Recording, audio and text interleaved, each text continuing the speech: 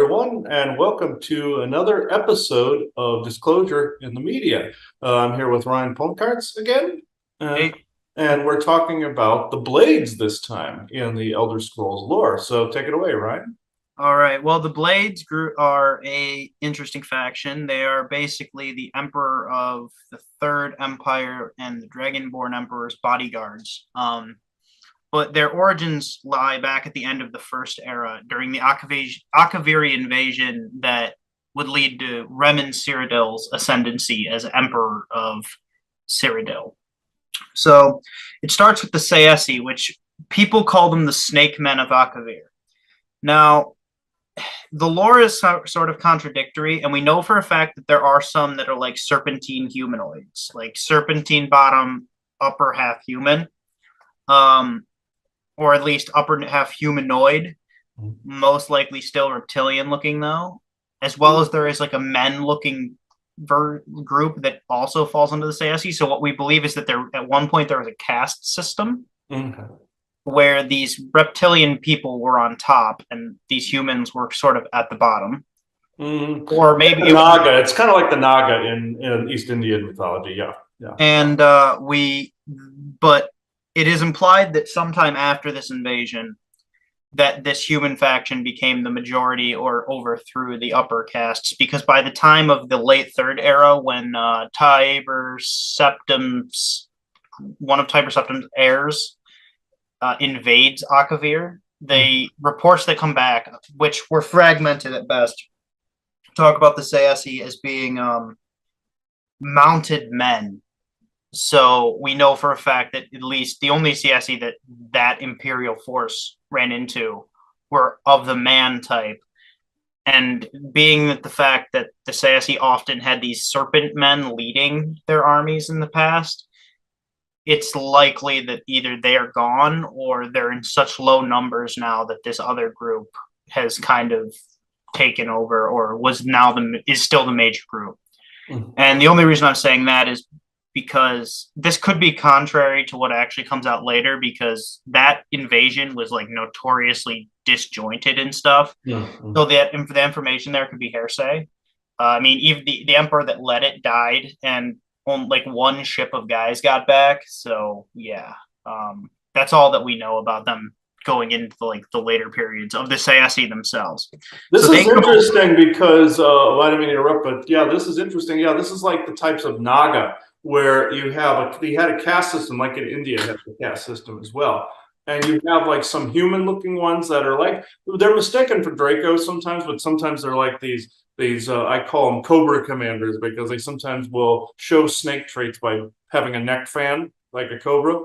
But most of the time they look humanish, and they can change their skin pigment and scales. But usually they're green, like the snake guy on the left there. But yeah, there's half snake, half human looking ones. I believe they were a genetic experiment at one point. I believe the Orions or one of the good groups like the Forbosi did something. I'm actually not certain as to how they came into creation completely, but they do have a caste system like that. And when we channeled them one time, they did say there were human looking versions of them too, like the snake Naga, like this, like in India, where you see the ones with the big Cobra fans and the ones with the multiple heads and like a Hydra kind of thing.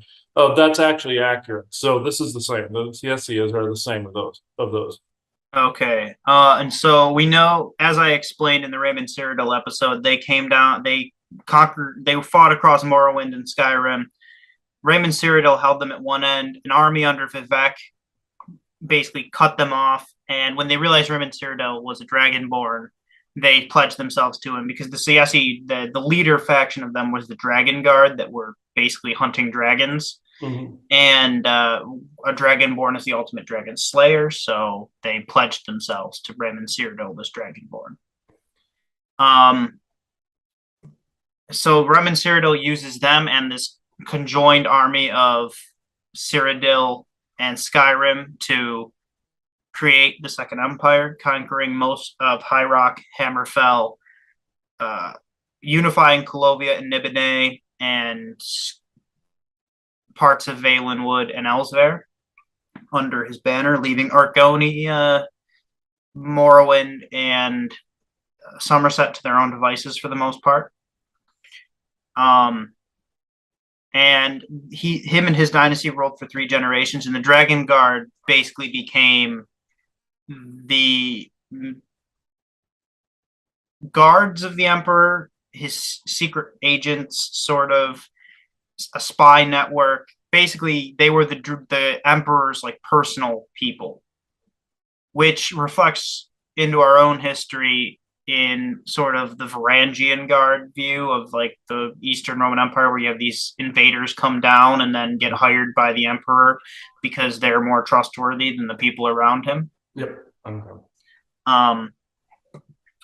Around this time, the Blades were given areas to set up their temples and their strongholds, one of which was Cloud Ruler Temple and Skyhaven Temple, respectively. In the Skyhaven Temple, they built the Alduin's Wall, which would record all the history and the prophecy that the Blades had up until that point, which covers the prophecy of the last Dragonborn and the events of Skyrim. And we'll go through this. I'm going to go through this just because it helps. So when Misrule takes place at the 8 corners of the world, when the Brass Tower walks, time is reshaped. That refers to the events of the Elder Scrolls 2 Daggerfall. And when the 8 corners, when Misrule takes place at the 8 corners of the world, refers to Elder Scrolls 1, and the 8 towers, each having part of the Staff of Chaos, and the guy who is pretending to be Uriel Septim, Jaegar Tharn. The Brass Tower and timing reshaped refers to the Dragon Break at the end of Daggerfall. Mm-hmm.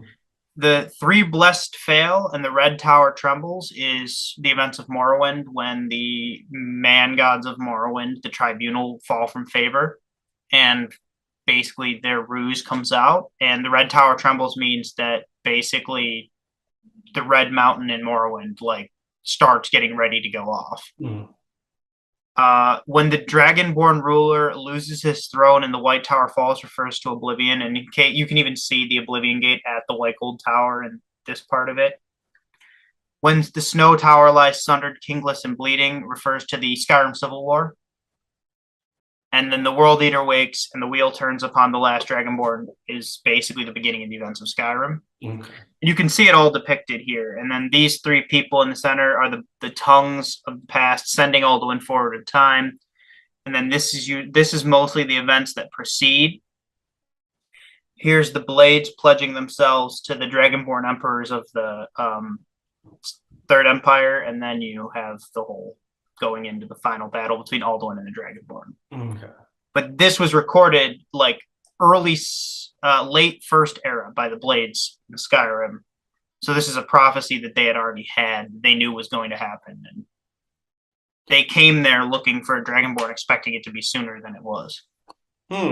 This is interesting, with the Blades. Not only do they have both a Norse and Antumban type influence there, and that attributes to how Asgard and Antumba actually traded back and forth. This also goes to one of the Cassiopean groups, the Mozen, because I found out, aside from the soldiering ones that are out there, we just did a Galactic Interstellar Council episode on this group, though I called them the Witchers, like Geralt of Rivia. It's it's kind of like that, where this particular group, they have a stronghold, kind of like Kaer Morhen in The Witcher, and they are actually a mix of Mozen and human and a couple of other groups as well. So basically showing the Blades that are multiracial, spanning anybody that wanted to really join them after a while. So this actually makes sense. So it's a mixture of all these things. And this particular group of Mozen were more monster hunters, like Draco, like rogue dragon hunters, what you'd expect from a knight. Essentially, they had a round table like Arthurian knights and everything, but they weren't dressed like Arthur and his knights. They were more like the Blades. This is what they reminded me of. They looked like in armor, kind of like that, but they also had kind of a modern twist on it a little bit, where it was like a black jumpsuit, but kind of like armorish, but with a helmet that went straight back. You could tell that there was some Oriental influence and some European influence in their armor. Like, you could tell the different races traded with each other. So this is who this reminds me of. And also the Witcher, they're attributed to super soldiers. where it's a mix between Secret Space Program, super soldiers, and this Mozen group. You have the alterations that were done to children in the Secret Space Program to turn them into nano enhanced super soldiers or mutated enhanced super soldiers. And you have the other half, which is actually the monster hunters that they hunted the monsters after the conjunction of the spheres. So it's like you have that. So it's all kind of being displayed here with the blades as well. It's just another take on it. Yes. So around the same time as they're putting up the Alduin's Wall, setting up these temples, they're also still hunting dragons that are in hiding in Skyrim and throughout Tamriel. And they kill a lot of dragons and put them in dragon burial mounds, much like some of the ancient Nords did. The Nords did it. The dragon cult did it for the Nords early on as a way to still worship these dragons.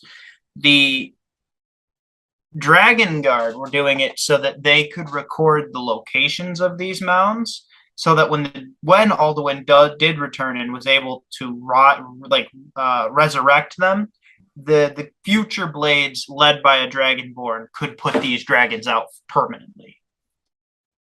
And because also something I failed to mention is that the Dragon Guard and the Akavir were following the dragons there. It's highly implied in the lore that dragons originated on Akavir in this Kolpa, and so they were following the dragons from there, and that Alduin suffered a very grievous defeat there and fled at a certain point, or got bored of ruling over Akavir and left there, and that's why dragons came to Tamriel. Okay. So at the same 3 generations of the Remen dynasty pass, and the Morag Tong assassinates the emperor. The basically Remen Cyrodiil's grandson, and he was a newly appointed emperor. He did not have an heir yet, so there was no one to give the throne to. Who is believed to have been behind the assassination and hired the Morag Tong is Versa Duche, one of the Snake Men. And these Snake Men have a very long lifespan. So he was the one who led the Akaviri to Tamriel originally. It is believed, or he was high up in that army that pledged themselves to Remen. Now, he was the potentate, so he was sort of like the second in command of the empire, and he just kind of took over as the new ruler of Tamriel. It's implied that he was the one that ordered the assassination, though, from the Morag Tong. And the Morag Tong, basically, we haven't talked about them much, but they're like Morrowind's main assassins guild. They war regularly with the Dark Brotherhood, and are known for the fact that in Morrowind, at least, their assassinations are legal. They have a writ of execution. They'll kill somebody, then they go to the guards with it, and there's no bounty. Okay. So the Akaviri potentate comes in, and they wear like the samurai armor, and they rule the empire, like the end of this second empire. And Versa Duche basically says when the Remen line dies that the second era has began. So now we're in like the beginning of the second era. But without a Dragonborn Emperor, a lot of the Dragon of the Dragon's Blood Emperor, a lot of the Dragon Guard disbands. So only really the spy network stays intact, and a few of the guardsmen of Versa Duche himself stay in service. And a lot of them go, and Versa Duche makes the Fighters Guild for them to work in as mercenaries, because a lot of them went straight off to be mercenaries, becoming kind of problematic for Versa Duche's government, and as a result, he created the Fighters Guild to have like legal mercenary like contracts instead of having mercenary armies marauding around. So that's the origin of the Fighters Guild. Meanwhile, the Akaviri potentate sort of blends their traditional dress with that of Skyrim and Colovia in a way to try to make themselves seem more Tamrielic than they were. So you can see Nordic influence in like the the bottom part of their armor, as well as Cyrodiilic influence just in sort of the head crest. And even though they're still clearly the influence of the Eastern looking things, and they rule over the empire for about another 400 years until Morag Tong assassins again take out Versa Duche's heir. So then, over the next few hundred years, there's various petty emperors, like the Longhouse emperors and Vernaculars. All of them have a dragon guard. None of them are actually dragon guard. Mm-hmm. They are an appearance of dragon guard, wearing armor reminiscent of the old dragon guard and the Akaviri Potentate to try to claim legitimacy, even though they didn't have any. Mm-hmm.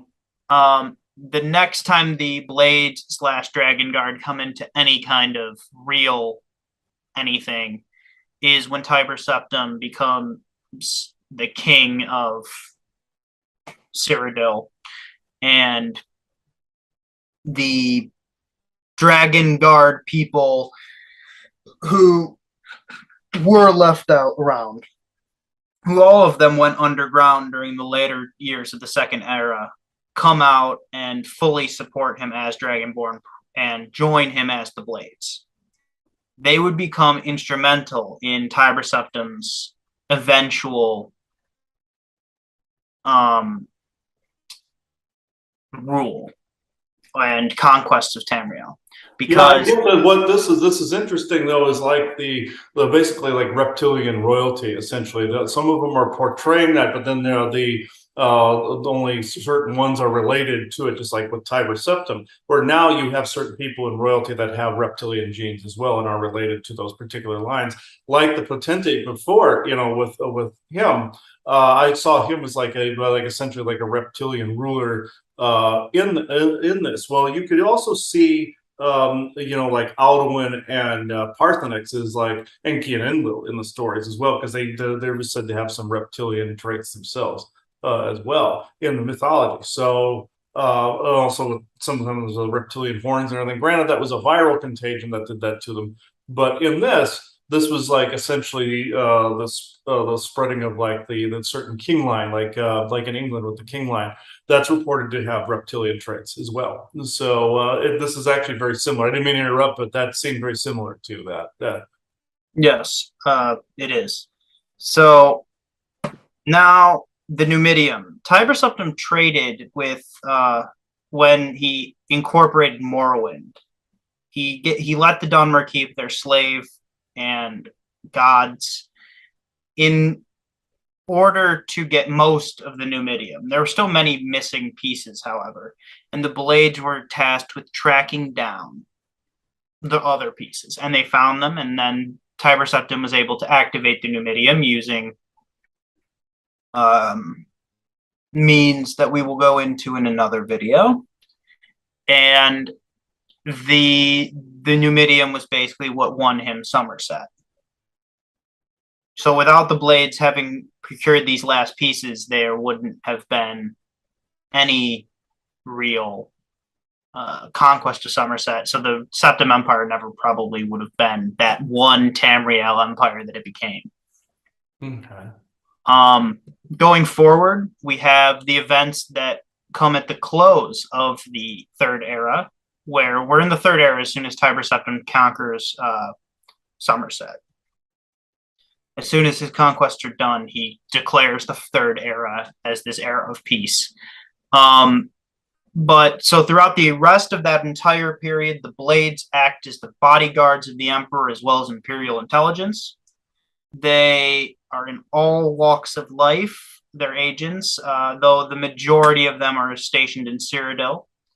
They do have agents everywhere, though, basically acting as an Imperial intelligence agency and doing what they can to support the Emperor in all of his endeavors. So when one of the heirs of Tiber Septim leads an invasion of Akavir, a lot of them go with and die, which weakens the Empire significantly going into the last decade, the last century of the Third Era. But now we get into the events of Morrowind, Daggerfall, Morrowind, Oblivion, and the Elder Scrolls 1 Arena. So the first 4 Elder Scrolls games. And this is Caius Cassius, I think is his name. And he is the leader of the Morrowind, the Vardenfell chapter of the Blades. So Vardenfell is the big island in the center of Morrowind, and he is the leader of that localized area of the Blades. Not all of Morrowind, but just Vardenfell. We don't know the leader of the Blades for all of Morrowind at this time. But the Nerevarine, who is the hero that you play as in those games, is tasked by his release papers to go meet Caius, and Caius inducts him into the Blades because Uriel Septim VII had a vision that this character would be instrumental in like the coming days. And it's also, there's a great fan theory that says that Martin Septim, being a worshipper of Azura, who is the one that created the Nerevarine prophecy originally, is really where it came from, but it's never been confirmed. But basically, the Nerevarine became a member of the Blades, unknowing, like not like an actual guard of the Emperor or really Imperial intelligence, but because the Emperor basically was like, yeah, no, this person needs to be part of the Blades. The main character in Elder Scrolls 1 Arena was an Imperial Legion officer or high up within the Imperial Society who freed the Emperor from a false imprisonment. And it's kind of implied that Chancellor Okato that you can meet in Oblivion is this character, or that this character is now deep within the Blades somewhere, but it probably is Chancellor Okato, who was never officially a Blade, but was privy to everything about the Blades because they were the High Chancellor of the Elder Council, which is basically like the body that runs the government if the Emperor is deposed during the Third Empire. As in the second game, the Blades, you join the Blade in Daggerfall, you join the Blades to deal with the spirit of King Lysandus that is haunting Daggerfall by night, and the Blades, they put you on the path to dealing with that part of the main quest line. In Oblivion, they play a much more central role. So in the opening throes of the game, you actually escape the Imperial City prison with the Blades and the Emperor, Uriel Septim, before he is assassinated. Everyone knows that famous opening scene to Oblivion, if you've played it, where you go through the sewers and Uriel Septim gets slain, and you're with the Blades, and then you have to bring the Amulet of Kings to Joffrey, the leader of the Blades, the full leader of the Blades during the end of the Empire. The end of the Septim dynasty, not the Empire fully. Joffrey then tasks you with, offers you a place in the Blades after you get secure Martin Septim's safety. And most of the main quest line is you, the Blades, and Martin Septim working to defeat Mehrunes Dagon. In the end, Martin Septim uses the Amulet of Kings to close shut the doors of Oblivion. Going forward now into the fourth era, because that marks the end of the third era, the Blades sort of fall out.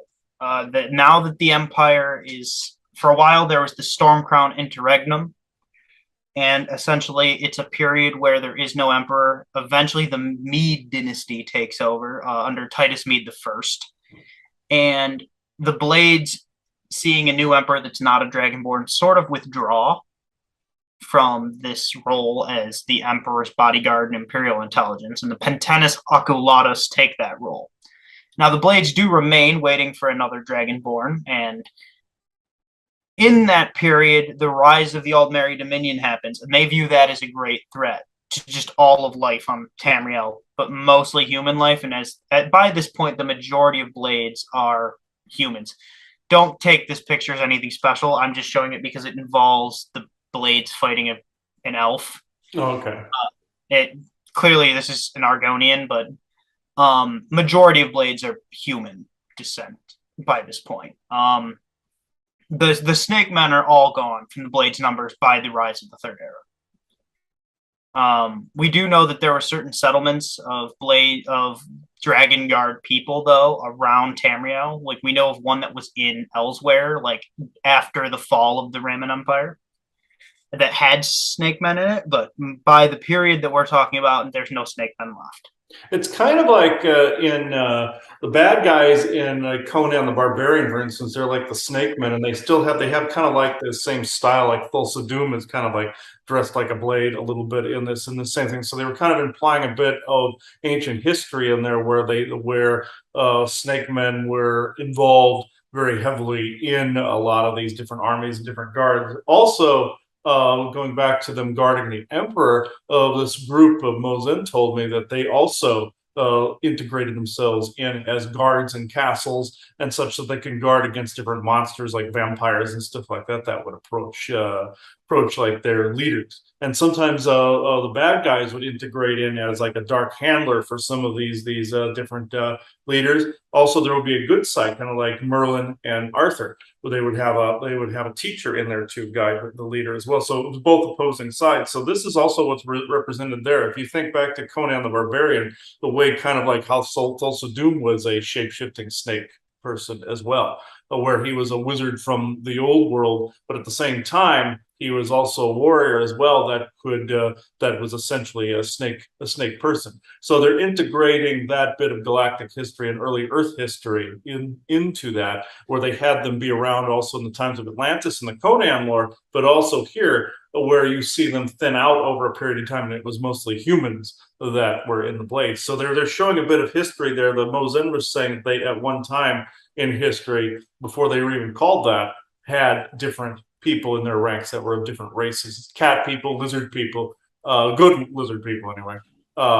There are ones out there, but people focus on the Draco so much that they don't see that there's good ones out there. Also, the other race that looked like the Naga, a lot of these were incorporated into the old pre-flood worlds in this way. But then by the time you reach the fourth era there in Elder Scrolls, you're seeing mostly humans in these roles, and that's actually accurate. Like the old age, basically giving over to the new age of men, kind of like in Lord of the Rings, where the age of elves go over to the age of men. It's kind of like a weird version of that, but a more multiracial version of that, actually. Yeah, it is. Yeah. And so at this point, the Blades sort of start a proxy war and rejoin the Empire in a more significant stance. Though they don't become like the Emperor's bodyguard anymore. They're just more like, they rejoin the Empire in a more official stance, but they're not the Emperor's bodyguards. But they work with the Penitentius Oculatus almost on equal ground, where they're still Imperial intelligence and they're fighting like a proxy war for the Empire at that point. And what happens next is the Blades actually do a good number on the Aldmeri Dominion that is growing under the Thalmor.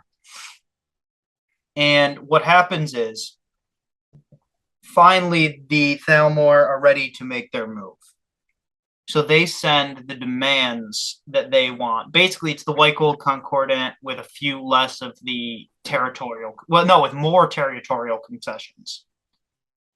So it's give us parts of Hammerfell, no more Talos worship. The Blades stuff was in there, but it wasn't as prominent. Like the outlawing of the Blades wasn't in there. They just wanted to know who was a Blade, I believe. The Emperor, of course, was like, no. So the Great War begins.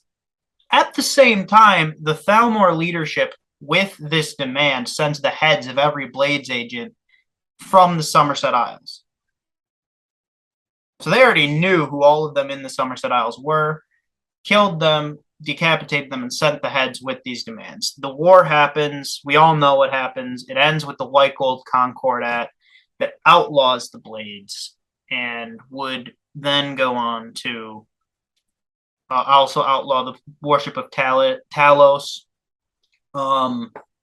High Rock, and Hammerfell sort of go into limbo for a bit. Hammerfell leaves the Empire to continue their war with the Dominion because Hammerfell had some territorial concessions the Red Guards could not accept. So they go in to continue to fight the Dominion and have done very well for themselves in that role. And the Blades becoming outlawed meant that a lot of their members that weren't caught outright went into hiding. This is Fultheim, a character in Skyrim that you can meet who is clearly a hidden blade. He wears the Akaviri Blades katana. He's at an inn in the countryside, and the way you can really tell that he's a hidden blade is he doesn't really interact with the main character at all, unless you wear, and just tells you to get lost, unless you wear Thalmor robes. If you wear the Thalmor like wizard robes into the bar, he will think that you're a Thalmor assassin that has finally caught up with him and will attack you outright. And that's how Fultheim, we know, that is like a hidden blade. And you also meet Esbern and Delphine, who, under the guidance of the last Dragonborn, will rebuild the Blades into the dragon hunting organization and help the last Dragonborn fulfill the prophecy on Alduin's Wall. And that is the most recent things as of Skyrim that have to do with the Blades. I mean, the Blade, you can also choose not to rebuild the Blades based on the main story of the game if you side with Paarthurnax, because Delphine wants you to kill off Paarthurnax after a certain point. But there's a lot of mods if you're on PC, and I think Xbox also has the mod where you can basically tell her to screw off and you're the Dragonborn and you'll do what you want. And then Paarthurnax can stay alive and you can still do the Blades questline stuff. Going forward, Bethesda will probably side with the Blades in that matter, even though Paarthurnax is a fan favorite character, just because it's a faction over one character. Though they might just come right out and say it. The Dragonborn bitch slapped her and told her fuck off. And yeah, that's what they should essentially do. Keep both sides to where even Paarthurnax might assist them from time to time. Actually help them in some way.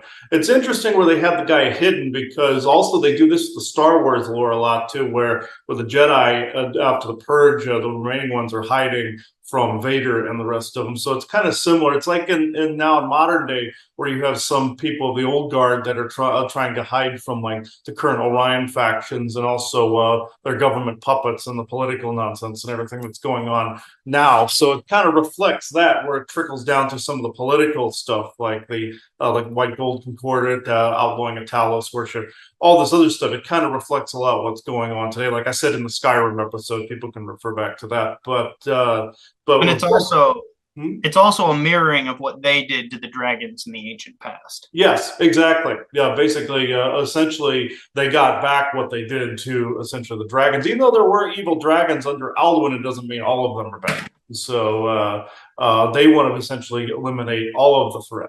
And you can also see them, like I said, a set of super soldiers that just want to be a response team as well. Like I said, a super soldiers wanting to get rid of anything threat to human populations and men populations. So I can actually see why Bethesda also would choose to go with the organization of the guild versus the individual. But they can appease both sides with that by having Paarthurnax still alive, and the Dragonborn, like you said, just bitch slaps Delphine and says, "Screw this. We're going to keep him alive, and we're getting the organization going again." So I could see that being the canon, but I have this funny feeling they're just going to go strictly with the Blades. But they might change their mind. They might have a mod somewhere in there too. But yeah, it makes sense that they would go with the Blades, even though Paarthurnax is a fan favorite character. I could never go by and kill him. I know it's just a character, but I'm thinking, oh no, we can't do this. I never really tried it, so I'll have to go back and try that out and see what happens. I know then you start to fulfill the prophecy of the Dragonborn with the Blades, but I find that super interesting. Yeah. The only difference is you get to recruit some people, and you get blessings once in a while if you go to the Blades hideout. And Esbern will basically tell you the stuff that how the Greybeards would tell you where like the dragon walls were, so you could learn more shouts. Esbern will do that instead. Oh, okay. Yeah, I kind of figured they would have to have another person telling you where that would be. Yeah. Yeah. It just kind of he takes on that role, and then you get to recruit Blades agents basically. So you can turn followers into blades. Okay. Okay. Yeah, that makes sense. Building the organization back up again. So yeah, that actually makes a lot of sense. So I think we're at the point in the show where somebody could come through to talk about this. I think it's just going to be Isaac again because he's the only one yakking at me at the moment. So it's like, um, yeah, it helps having like an edifice made because he can speak through this and then he can arc over to this guy here that I have sitting. Anybody can use this one that I have sitting next to me. And then I have my large crystal here. Man, the energy's kind of rocky today, but it's also there's this stillness, but there's this kind of undulating like current going around here today. So I know the solar activity's been up lately, if people are feeling that from the time of this recording. It's 9/5/22 when we recorded this. So Isaac, okay. Yeah. All right, I'll take that off. I sometimes have to take the hat off because sometimes the barrier I put up can interfere with the channel sometimes. So not always, but sometimes it depends on the being, but I'll continue on from here. Okay, Isaac. Okay. Ooh, there's like this. There's been this weird energy here. I swear I sensed a dragon around when we were talking about it. It was like usually they encompass such a large area that you don't always completely see them. They're so big if they blended in with an area or something like that. But I'm leery of dragons because they can kind of go either way when it comes to what they feel human sovereignty is, and on the same side, they sometimes can get corrupted by the Orions fairly easy. So if there is one around, no offense to that being, I would prefer not to channel that being. So no offense to whomever I'm sensing, but uh, Isaac, yeah, you're more than welcome. Is there a dragon present, Isaac? Just one that's listening. Okay, I thought I sensed a dragon energy. Okay.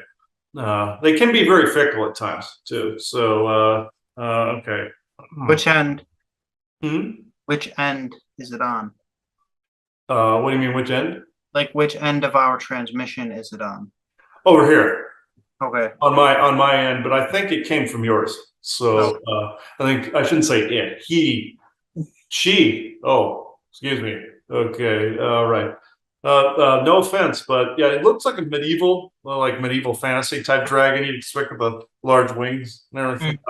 No offense, friend, but I'm very leery of channeling dragons. You guys have not treated us quite right in the past, so I would appreciate it if you would just hold fast, please. All right. Thank you. Appreciate it. I know you're miffed, but I'm sorry. Okay. I'm leery of them. So they can be cool, they can be great protectors. They're awesome race of bees. But they also have been known to corrupt very easily. So and get nanotech in their eyes and stuff like that. They get infected with nanotech and all this other stuff. So I'm sorry. So Isaac, I would prefer you. All right. All right. Yeah. Yes, I know. It's all right. Yes. All right. Yeah, large. It was a large dragon. I saw this large head, large yellow, like greeny yellow eyes on the front. Very pretty dragon, like this, like brownish, like burnt, like sienna, like color, tannish, burnt sienna color, yellowy, but with like these fluorescent, like rainbow scales up along here and everything. Had a little bit of hair too. So, what's your name, friend? I'll just at least give that. Did you say your name was Dorith? Doreth? Doreth. Drelith. Drelith. That is your name. Drelith. All right. But no offense, if you want to give a couple messages, you can speak them directly to me. You're here as an observer only. Okay. Thank you, Drelith. Okay. Drelith. Oh, there's a hyphen or a at the end of Drelith. Drelith Door. Did you say your name was? Drelith Door. Drelith Door. Okay. And you came from Ireland where he is right now. Yes. Okay. Thank you, Drelith. Okay. Okay. Isaac. Observer. Okay. I'm not trying to be skeptical or rude, but I think you understand. Okay. All right. Just literally of reptilian life forms in general. Sometimes after the Draco have kind of beat us up a lot. So, all right. All right, Isaac.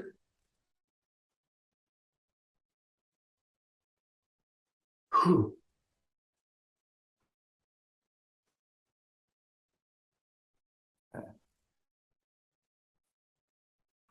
Yes, yes, indeed. This is an interesting topic. He is correct in his assessment about the Mosen group that he recently spoke to. That and the hybridization between the Untumban and Asgardian armor types, as well as slight other emergences of other cultures that were also became part of some of those guards in the old past, the old guard in the past, you see. This particular Mosen group, he likes to call them the Witchers based on Garth of Rivia, but there are also a couple non-humans among them, per their admission in the previous recordings. It's actually quite an interesting tie also to Blades being a response team. You see, in Europe, this particular Mosen group trained other humans, the same as you see the reemergence of the Blades training other followers. This is exactly what took place in history following the Hundred Years' War. You saw other humans being integrated as essentially monster hunters and vampire hunters. This is why you saw different things like vampire hunting kits and such appearing in history. Even though some people were just plain afraid of them, so there are also, even today, this particular response team exists. They are indeed out there, this Mosen group and the human monster hunter group that's associated with them. They existed again within the Middle Ages and the times of the Hundred Years' War. This is actually quite fascinating. They're linked to the Blades because again they have guarded different emperors and different principalities and different kingdoms throughout history. So there is a bit of a historical reference here, and it's slightly different. The armor for them also could change depending on what kingdom they are guarding. They're not always recognized as the group. They like to be incognito most of the time.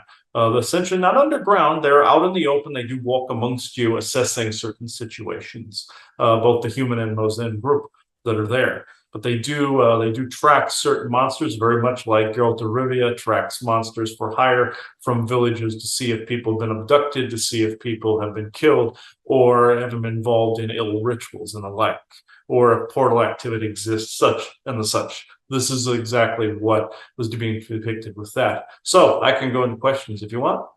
Okay, Isaac. Hello again and welcome, as always. As we talk about this topic, it strikes me very interesting that this faction that was on top for so long, so close to the Emperor, basically did like a mirror flip in only like 200 years and now went to from what they went as the hunters to the hunted. And it's, can you speak to factions throughout galactic history that have gone through that same, they were once the very pinnacle of the greatest factions around, and then they went to being like a hunted faction? Because we've seen it now in multiple different pieces of media. In Star Wars, it happened with the Jedi, and with the Blades, it's happened, and now, and I have a feeling that it's happened a lot out there, and I would love to hear your take on that. Yes, this is actually his accurate historical event from what you call the Jedi Purge in the Star Wars lore. This is an exact historical event that did take place with not only some of the followers of Odin, but also some of the followers of some of the Mayan Pleiadian groups and other elven groups that became ostracized, and they had to hide amongst the people.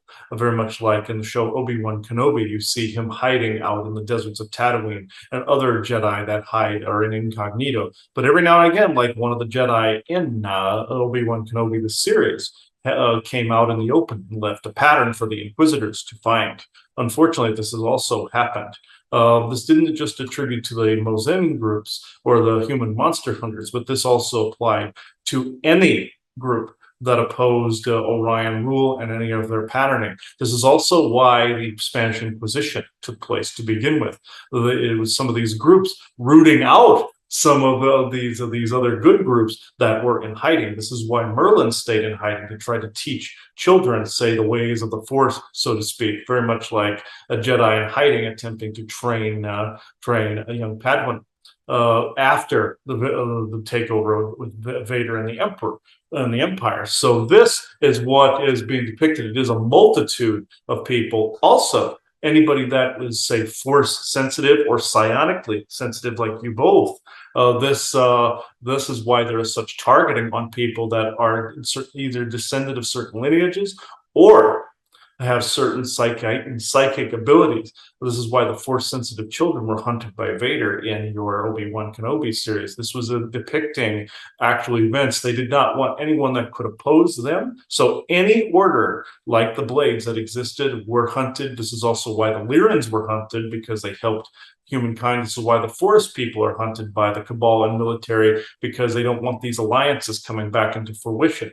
You're also seeing the ends of the fall of Atlantis. This is where the story of the Tower of Babel originated. When the Orions invaded, it broke up all of the known languages and began to create new ones. No one could understand each other because of all the fighting and the opulence that took place leading up to that stage. Even though those energies were invited across the void with the women of Atlantis and the science technological areas, as well with the artificial intelligence. This is where you get the enforcers of Atlantis, you see, with the AI transhumanistic moves that are being mirrored even now. This was the languages that were broken up, so no one could understand each other. This was a direct origin of the Tower of Babel. Where they were so wanting to communicate with the gods, they opened the bridge for the Orions to invade. This story was so old, it just got regurgitated into your Bible. The same goes with Noah's Ark and the Great Flood. It was the same time frame. And it was based on a Sumerian king and not a white biblical king, as the Bible would have you believe. This is all telling the same history, very much like your Devil's Tower and the native myth of the bear crawling up the tower. This is where the predators of the world, such as your Orions and their henchmen, the Draco, were attempting to capture those of the Mayan Federation and different Pleiadian groups, very much like your Seven Sisters and the Hunter Orion in Greek mythology. It's the same story. This is essentially those that have been hunted by the Orions and their inquisitors, and eventually morphing into the church, Spanish Inquisition. They wanted humans' help and their human servants, like what happened during the Tuatha Fomorian Wars back in Ireland, where you are now, Ryan. This was a big war area between Tuatha De Danann and the Fomorian Orions, and human servants on either side. Okay, that's very interesting. We've talked a bit about the Naga and their role today, as well as the Sayasi Snake Men. I know that Chris has talked about them in the past, but for some newer listeners, would you like to explain a bit of them to people? Yes, they may not want to admit this, but they were essentially a science experiment. This may piss them off greatly to understand this. They would see themselves as an independent race, which they are, like many the Forbosi created back on Atlantis. They are no different. They are a culmination of different groups experimenting a little bit with hybridization. Eventually, the Orions got a hold of them and actually began to experiment even more. They did this with spider races and horse-like races as well. This is where your myth of Poseidon creating the unicorn came from. The Forbosi had created a race called the Alarum, which are the original unicorns, and Poseidon took that genome and turned it into what you know as the horse with the horn, essentially hair. But in this, the Naga are their own sovereign race. They claim to have come from the stars, and this is true. Elements of them did come from the star, but they were genetically engineered once they got here by beings such as the Forbosi and different Orion factions. They do have the body of a snake and the upper body of a man or a woman. They are usually ruled by a female ruler a queen. And there are multiple factions of them around the world, just not in India where they are famous. Just like you have the Jinn being famous for the Arab world, you have the Naga being famous for the East Indian worlds, but they actually inhabit every continent on the planet.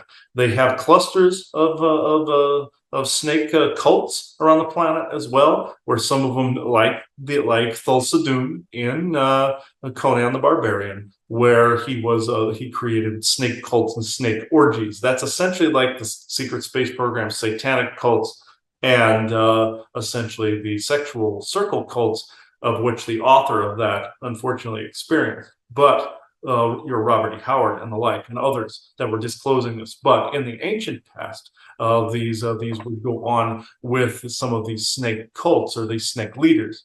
Now, not all the Naga cults have a female leader. Most of them do. But the ones that are males would be more like Thulsa Doom, where they would morph and shapeshift between two legs and a snake. The females would have a snake full body. It was rare that they had a male, just like in your Legend of Zelda mythology, where you had the Gerudos that were all females and one would be a male. This time it's more like rulers, where it was rare they had a male ruler. This is where some of these cults went. Now, the difference between the ones with the snake body and the full form is the genome did evolve slightly differently, and there was some genetic engineering to make it to where they could shift back and forth. Mermaids are the same way, you see, where they can shift to legs from a tail.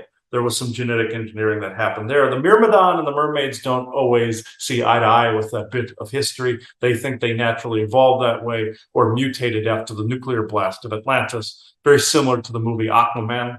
But it is what it is. There was some tampering involved on their end as well. And there was some nuclear mutation as well because of the blast. So both sides are kind of right.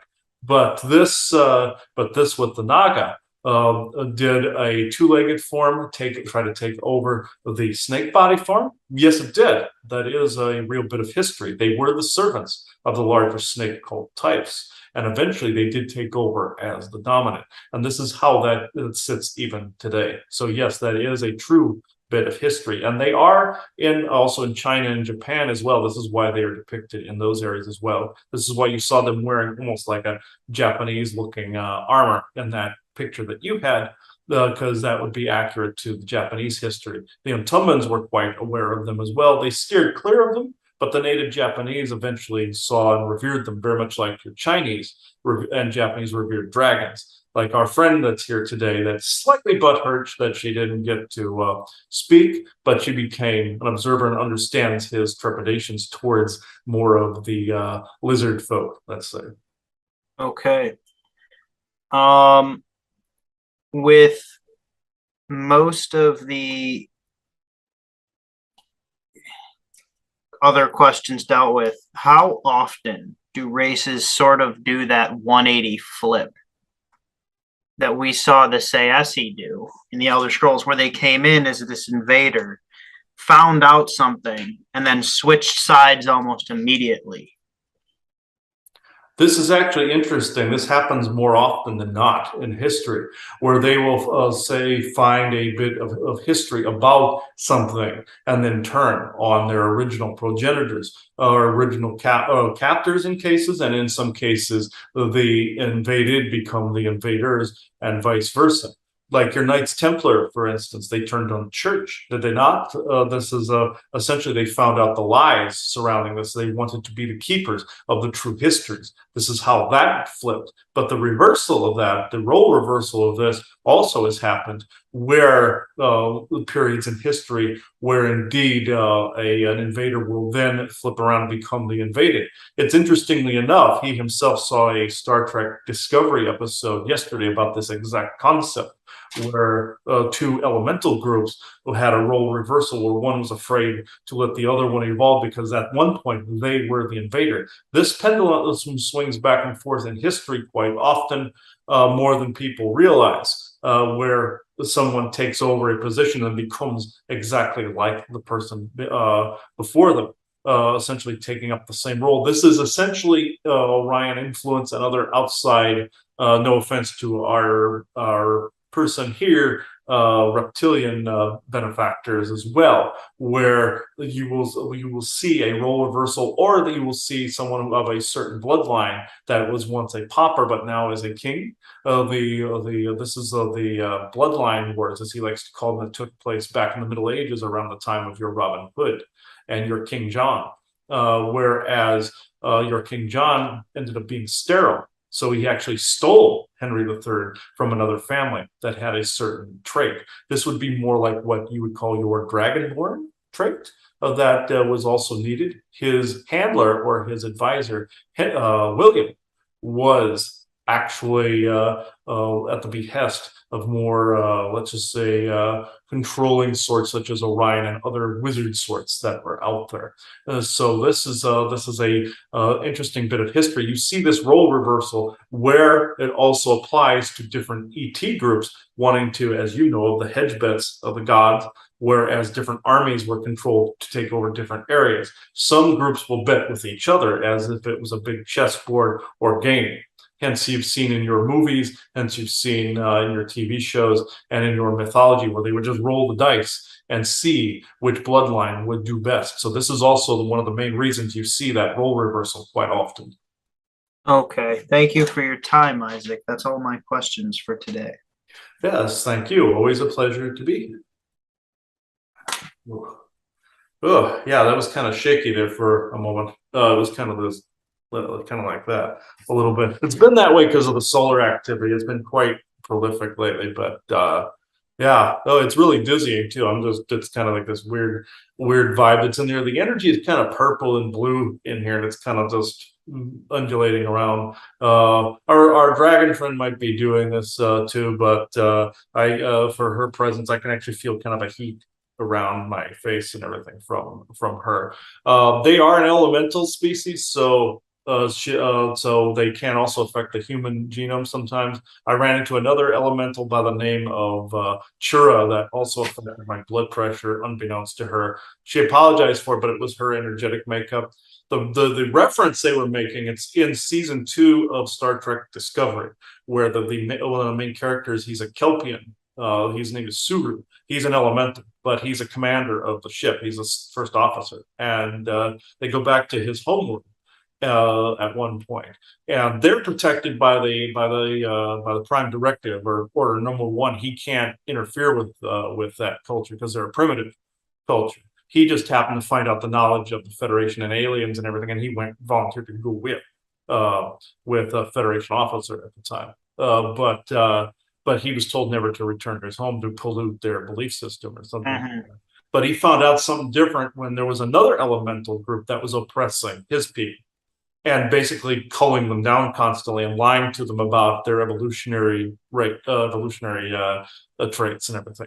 So he came back, assisted them, and the Discovery of Captain Pike of Discovery had to help rebalance and renegotiate things with the other elemental group that was there. That were kind of like forest elementals. They were kind of like covered in like black goo, but they had this long dreadlocks and everything. They couldn't exist outside of their pools for a while, but they were highly technologically advanced. They were pointing at the Orion oppression with the black goo a little bit, but also they were basically saying sometimes some elemental groups aren't always nice. And this group would point fingers at the Kelpians, saying they oppressed us once. So we were trying to prevent them from doing this again. But it still pointed at the for and against role reversal all the time in that show, which I found fascinating. That's the context by what Isaac was talking about. Was if people want to see this, it's Star Trek Discovery season 2. It's actually that's a story arc they had going on in part of that season. So it's like kind of very fascinating that we saw that synchronicity yesterday with a couple of episodes that touched on that, and now it's being mentioned with the Elder Scrolls with the role reversals. And the oppression on some groups that had dominance and control or prominence at some point. So I find that interesting. That ties together with that. That just proves that was a synchronicity. So yeah, that proves that's happened through history. So I don't know if you had anything else to add, Ryan, before we take this out. No, that's it for me today. All right. Yeah, thank everybody for watching this episode. It was actually quite a fascinating one. And I didn't even realize that Star Trek synchronicity was one until now this was mentioned today. So that was a kind of a synchronicity being seen or actualized in the making there. So thank you everybody for watching this episode. Hope you enjoyed this. Take care, everybody. Bye-bye now. See ya. I'm going to put into context some of the things you heard me talk about dragons. Before the call, Ryan, yes, I found out there was this elemental force that was around him, and I couldn't see it. It was so large. This was a large dragon. You heard Drelith Door. Well,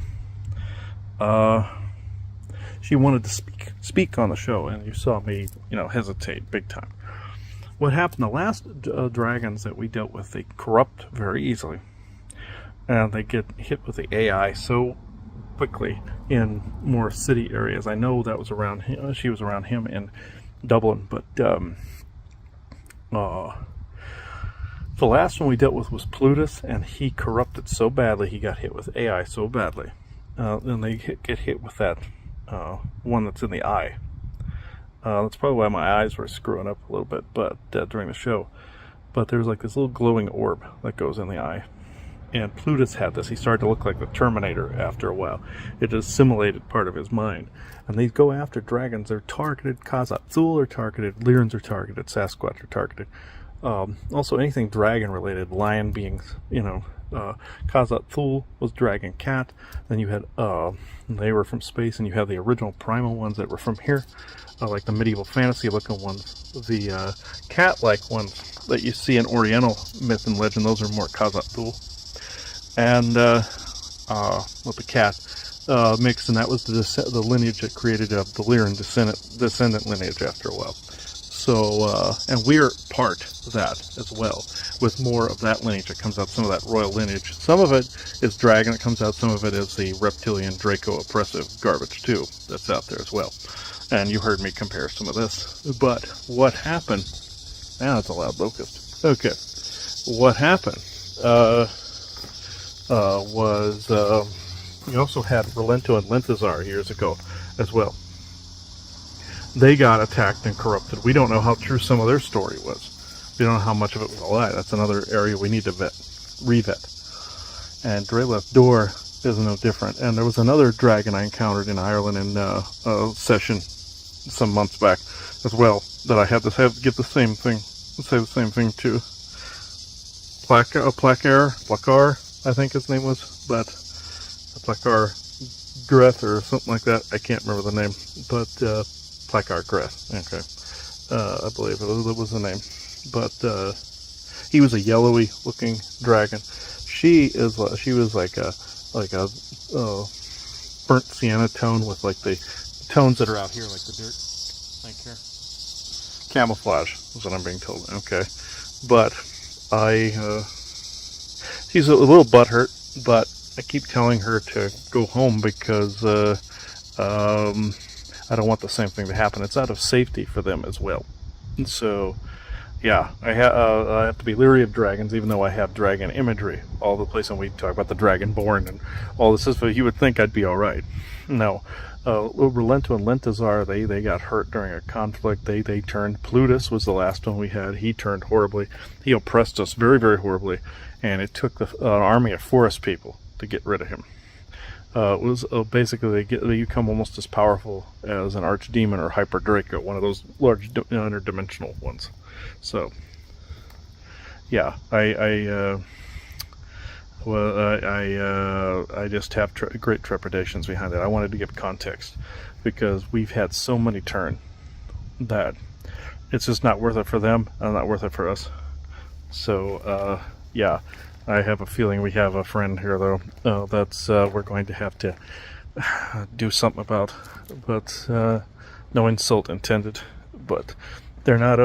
They have basically different ideas of what human sovereignty is, such as getting. How can I put this? They could overprotect to the point where they say it's for human good or sovereignty when it's in fact a conflicting agenda. It could be benevolence, but with a conflicting agenda and not an aligned one. Like you always see, hear me say compatible agendas. So, or non-conflicting agendas. That's why you always hear me say that. They sometimes have conflicting ones. And it could be what they consider to be benevolence, but we see it as more oppressive. So it goes into an area that makes me very nervous, as you can tell. So yeah, Drelator, I need you to remove yourself for a time until we can reassess, please. Thank you. We'll see if she has actually left later, but I'll give more information on this as I get more. So it is. Oh, I'm just going to say be leery, very leery. It is 12:51 p.m. Monday, September 5th, 2022. Thank you. Okay, something to add to the Blades conversation. This saw in Ancient Aliens images of, the seraphim, and also Naga-like images. They showed a guy with a snake bottom. And you heard me mentioning the Naga, but the seraphim I didn't, I guess, touch on. Giant serpent. Those are the ones I mentioned in the Princes of the Universe episode, the conquistadors of time and space, or the giant serpent, effeminate pretty boy types, angel types, or like I said, seraphim, giant serpent. That's what was mentioned as the foot soldiers in this that had more of the human feet, and one was like the reptile snake body. They were touching on that. Not loosely either. They were directly touching on it. It's that they didn't show any with wings, or the Orion Nordic types with the feminine features in the wings. They didn't touch on that, but I find it interesting that they touched on it in Ancient Aliens tonight. We just happen to be seeing that same subject, and it keeps continuing ever since we did the Princes of the Universe episode. It just this freight train of information, even though we thought we knew enough about this particular Orion sect. This information just keeps on coming. So I'll add this to the end of the Blades conversation. I find that very interesting that also the makers of Elder Scrolls, Bethesda, decided to put this in there. And again, it was directly referenced, not loosely referenced. So they just didn't have the wings. So I'll put that here. It is 9:28 p.m. Friday, September 9th, 2022. Thank you. Okay, we went to a lecture today. I'll add this to the Blades conversation because there's no more room on the Princes of the Universe one. We went to a lecture today, whereas the person that was giving it was being horribly attacked in the hip, her hip, and one snake after another I pulled out of there. One etheric snake, that is. It'd be a little weird if they were actual ones, but I kept pulling it out, and something kept putting it back. And then I traced it to this acupuncturist she had gone to. There had been a demon around him, like this henchman, one of those, I call them agents of chaos. There's berserker kinds that are much larger. This one was more of a black and red and orange colored one. You could say it was a berserker kind too, but this one was shorter, and it was more like a devil kind. It had like lumpy scales, having been in lava tubes or something like that, like any Draco. Got rid of it. Traced it back to an Orion vessel that was hiding in the stratosphere. Maybe 8 or 10 Nordics. And got rid of that. Black hole that got rid of that. Well, this was interesting. I shouldn't say interesting. But this falls right in line with that reptilian group that was mentioned in the recording. And also the group that was in the Princes of the Universe episode we did of GIC Infinitum. Also, this falls in line with something my mother ran into all her life when she was a teenager. She had this Fabio-like being come to her, but we found out his name was Jesker. And he was actually a Draco reptilian, blue-colored, really bald looking, bald, well, sometimes bald, sometimes he had long black hair. And I ran into another one, I cannot remember her name per se, it's probably not important. And she had a child she claimed was a hybrid between a reptilian and myself, which I'm doubting this at this point in time. But these were Draco, flat-faced Draco, and he had like bluish, blackish scales. Joanna had one around her by the name of Narnuth.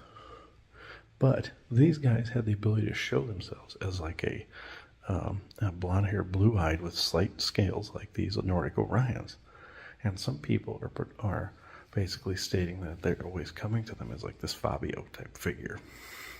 No denigration to Fabio if you're hearing this. I'm just saying they use your features if you're hearing this. So I probably shouldn't say that. I should probably say Nordic features.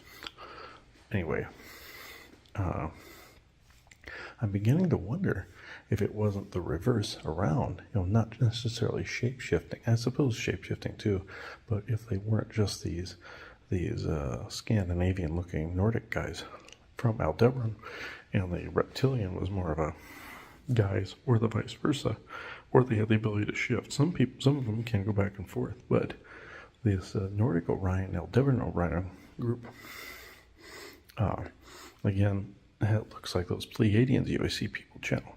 Again, not denigrating the actual good Pleiadian groups, like the ones that Barbara Marciniak channeled, and also Bringers of the Dawn, all these others. I'm not denigrating that work. Beautiful work. Not the same asshole, not the same group. These are assholes.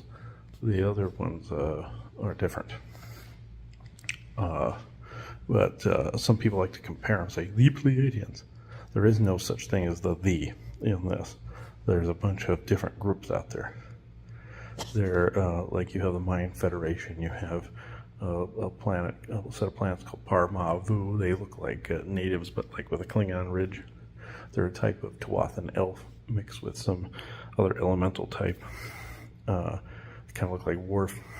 Some of them come from Sirius, some of that genome comes from Sirius, and Metatron's group was part of that. Also, St. Francis's group was part of that. They were part of a group that oversaw, well, I wouldn't say they were part of that group. Metatron, he was the evil of sin, but Frank, as I call him, or St. Francis, looked like a monk that was an elf that had those same head ridges. So obviously he had some Pleiadian ties and some Syrian ties. He looked over a large garden that had a lot of wildlife on it. It was basically like a tourist getaway for people that were out there in the galaxy. Just like there's a tourist getaway in the Pleiades that I call the National Park Planet, where people can come and go from and camp and whatnot, like we would from a national park. But there is where I remember her name was Judanis was the name of that reptilian. That she kept claiming she brought me there on romantic trips and stuff like that. I'm not buying it. I think maybe my soul took trips there, but not with her.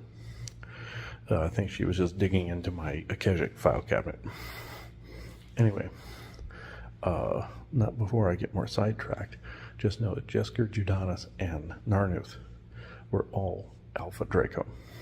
And some Alpha Draco also have the larger pointed heads too, reptilian but pointed heads. They're kind of a mix between Orion Generation 2 and feral-like reptilian type looks. Some of them even have beards, I've seen, so that look like reptilian Vikings.